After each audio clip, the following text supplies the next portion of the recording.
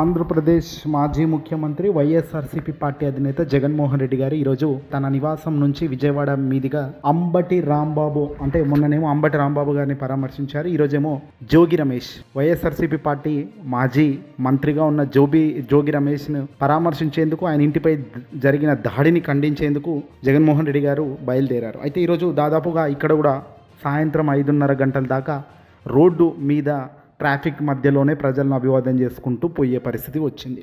ఎక్కడ చూసినా జనమే, రాళ్ళు విసిరిన అంటే ఉష్కపోస్తే రాలనంత జనం మాదిరిగా పుష్కలంగా ప్రజలు రోడ్ల మీదకి వస్తూ బ్రహ్మరథం పడుతూ జగన్ నినాదంతో హోరెత్తిపోయింది విజయవాడ నుంచి ఇబ్రహీంపట్నం వరకు కూడా.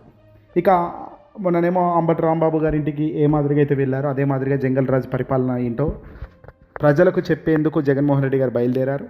ఎక్కడికక్కడ ప్రజలు జగన్మోహన్ రెడ్డి గారికి అభివాదం చేస్తూ పూల వర్షం, ఈసారి అయితే మరి ఏకంగా పూల వర్షం కురిపిస్తూ పూల బాటలో జగన్మోహన్ రెడ్డి గారి ప్రయాణం సాగింది. మొదట సిబిఐ బయట పెట్టిన అనేక అంశాలను కూడా ఇక్కడ ప్రెస్ మీట్ పెట్టారు. ముందుగా జోగి రమేష్ ఇంట్లో పరామర్శించిన అనంతరం వాళ్ళ కుటుంబ సభ్యులకు ధైర్యం చెప్పిన అనంతరం జగన్మోహన్ రెడ్డి గారు మీడియా ముఖంగా మాట్లాడారు. దాదాపు 35-40 నిమిషాల సేపు మీడియాతో జగన్మోహన్ రెడ్డి గారు మాట్లాడారు. అనేక అంశాలు, మొదట తెలుగుదేశం పార్టీకి సంబంధించి తిరుమల తిరుపతి దేవస్థానం లడ్డు వ్యవహారంతోనే ఇదంతా రబిడి జరుగుతున్న విషయాన్ని జగన్ గుర్తు చేశారు. అయితే ఇక్కడ సాక్షాత్తు సిబిఐ రిపోర్టును సైతం ఇక్కడ పేజీ నెంబర్లతో సహా జగన్మోహన్ రెడ్డి గారు రీడ్ చేస్తూ చదువుతూ వివరించే కార్యక్రమం కూడా చేశారు. సిబిఐ ఛార్జ్ షీట్లో పేజీ నెంబర్ 62లో అసలు ఏముంది అనే విషయానికి వచ్చారు జగన్మోహన్ రెడ్డి గారు. 25వ తారీఖున 7వ నెల 2024 అంటే చంద్రబాబు నాయుడు గారు అధికారంలో ఉన్నప్పుడు చంద్రబాబు పరిపాలన సౌభాగ్యంలో అంటే ఆయన సమక్షంలో తెలుగుదేశం పార్టీకి సంబంధించిన అధికారంలో ఉన్న కూటమికి సంబంధించిన వాళ్ళ అధికారంలో ఉన్నప్పుడు టీటీడీ రిజెక్టెడ్ 4 ట్యాంకర్స్ అని ఉంది. అలాగే పేజీ నెంబర్ 64లో 27వ తారీఖున 7వ నెల 2024లో 4 గంటలకు మళ్ళీ ఇదే ఛార్జ్ షీట్లో ఏమనుందంటే ఏదైతే తిరుమల తిరుపతి దేవస్థానానికి సంబంధించి 4 ట్యాంకర్లు 2 రోజులు 25వ తారీఖున 7వ జూలై నెల ఏదైతే రిజెక్ట్ చేసినారో అదే 4 ట్యాంకర్లు సాక్షాత్తు రిజెక్ట్ చేసిన ట్యాంకర్లు మళ్ళీ వేరే పేర్లతో దొడ్డిదారిలో ప్రవేశం జరిగింది అనేది ఇక్కడ క్లియర్గా జగన్మోహన్ రెడ్డి గారు బయటపెట్టారు. వాస్తవానికి ఇది ఇప్పటిగా అంతగా పెద్దగా బయటికి రాలే అని అంశం. సిబిఐ ఛార్జ్ షీట్లో ఉన్న సంచలన అంశాలు జగన్మోహన్ రెడ్డి గారు చెప్పుకొచ్చారు. అంటే ఈ పాపం చేసింది ఎవడు అసలు? ఒక 4 ట్యాంకర్లను రిజెక్ట్ చేసింది మీరే. రిజెక్ట్ చేసిన 4 ట్యాంకర్లు 2 రోజుల తర్వాత దొడ్డిదారిలో మళ్ళీ లోపలికి వచ్చింది మీదే. ఇది సాక్షాత్తు సుప్రీంకోర్టు సారథ్యంలో నడిచే సిబిఐ రిపోర్ట్లో ఛార్జ్ షీట్లో ఉందంటే దాని అర్థం ఏమిటి?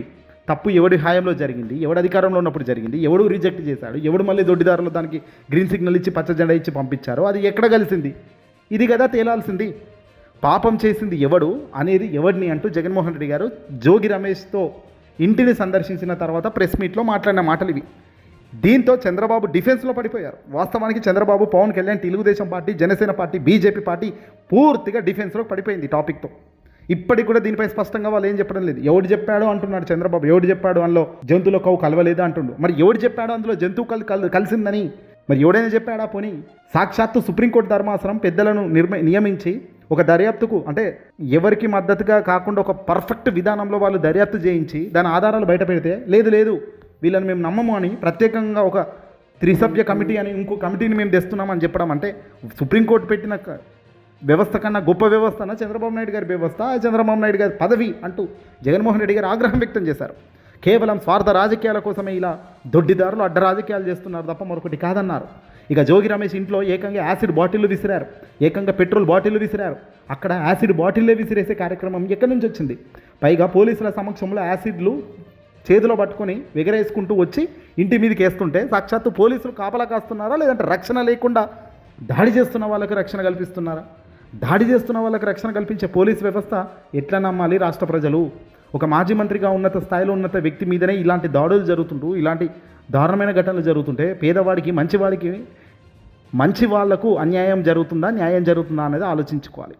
వీడియోలు చూపిస్తూ, ఫోటోలు చూపిస్తూ, పేపర్ల కట్టింగ్ క్లిప్పులను చూపిస్తూ జగన్మోహన్ రెడ్డి గారు ఆవేదన వ్యక్తం చేశారు. జగన్మోహన్ రెడ్డి గారు చాలా అంశాలపై చాలా క్లుప్తంగా ముందుకెళ్లారు. అంటే సిబిఐ ఇచ్చిన ఛార్జ్ షీట్ కాదని చంద్రబాబు తన కొత్త రాగం అందుకుంటే ఆ కొత్త రాగం పరాకాష్ఠకు చేరిందంటే ఎంతవరకు కరెక్ట్? అధికారం అన్నది శాశ్వతం కాదు. ఒక అబద్ధాన్ని సృష్టించి దానికి రెక్కలు కట్టి అబద్ధాన్ని నిజం నిజం నిజం అనిపించే కార్యక్రమం ఏదైతే చంద్రబాబు పవన్ కళ్యాణ్ చేయాలనుకుంటున్నారో ఇది వాళ్లకు శాపంగా మారుతుంది. రెక్కలు కట్టి మరీ దుష్ప్రచారం చేసే విధానం ఇది దారుణాతి దారుణం.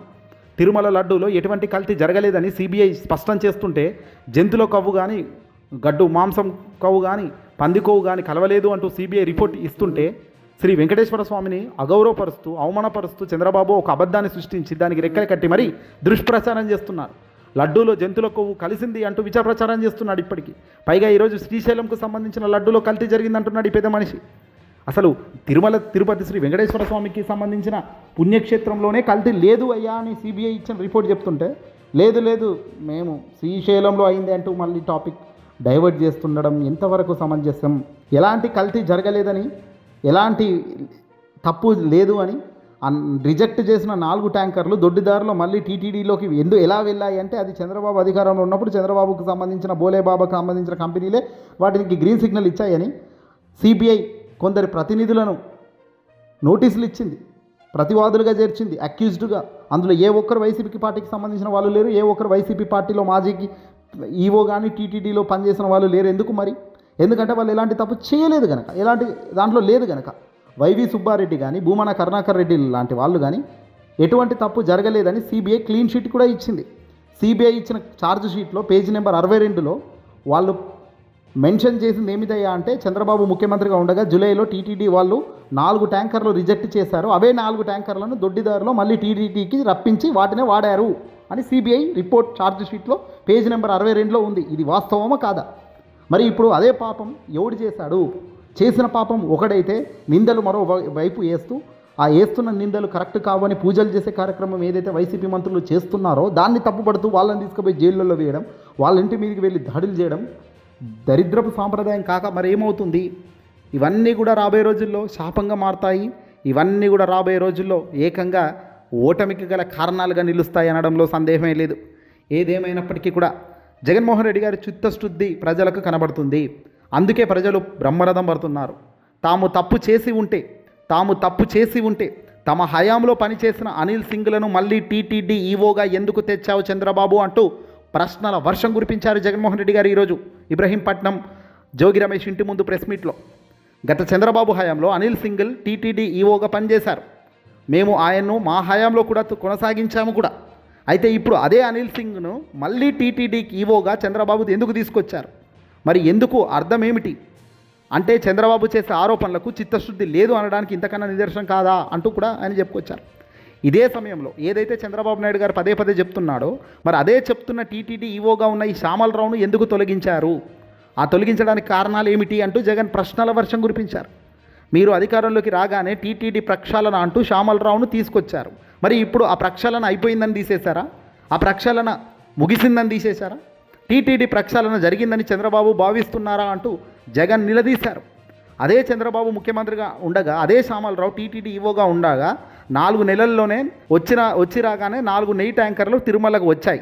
వాటిని రిజెక్ట్ చేసి మళ్ళీ వెనక్కు పంపిన ట్యాంకర్లు మళ్ళీ దొడ్డిదారిన అవి మళ్ళీ అక్కడికి ఎలా చేరాయి? ఇది సిబిఐ ఛార్జ్ షీట్లో స్పష్టంగా చెబుతున్న మాటలకు అర్థం ఏమిటి? దొంగ ఎవడు దొరెవడు? అడ్డంగా దొరికిపోయిన చంద్రబాబు దీన్ని కవర్ చేసుకోండి నానా తిప్పలు పడుతున్న సంగతి జగన్ చెప్పుకొచ్చారు. నువ్వు ఎన్ని తిప్పలైనప్పుడు ప్రజాక్షేత్రంలో ప్రజల ముందు ఓడిపోయావు, ప్రజల ముందు పశ్చాత్తాపంగా నిలబడగలుగుతావు.